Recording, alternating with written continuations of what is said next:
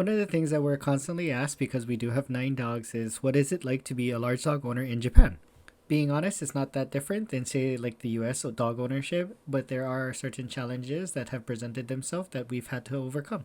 I think the only issue that I particularly have with having large dogs in Japan is the food situation. The brand of food that we used to use in America was called Origins, and to buy that type of food here is quite expensive. And I mean, like over $100 a bag. For obvious reasons, I cannot afford to be buying $100 bags every month. So we've opted to go to one of our hardware stores where they have a dog food section and they have a kibble that we're currently using. And of course, I'm not the biggest fan of kibble, but that's unfortunately what we have to do now.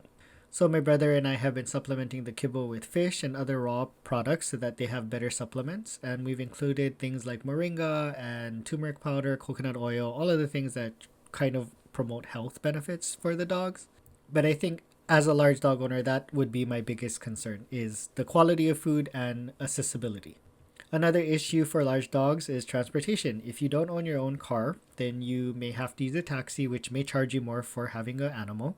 I believe there are some exceptions for smaller dogs, but you'd have to look into that because I have no education on that area. I do know for our Labradors, there's no way we can use the public transportation such as trains. They're too big and they just are not allowed. Transportation also domestically is quite difficult as far as like airlines go. So for us to take our dogs from Hokkaido to Honshu, we would have to take a ferry. As far as vaccinations goes, it's very affordable. Our vet is really good at what he does. He even does house calls because we have so many dogs. But per puppy per year, it costs us about $65 to get them fully vaccinated against rabies, bordetella, distemper, and all the other stuff that they need to be covered for. Another slight issue, but not too big one for me, is the accessories, I guess you would call them, for dogs, like crates, harnesses, collars. All of those things are quite difficult to find for larger dogs, but luckily Amazon does deliver here, so we haven't had too much of any issues with that.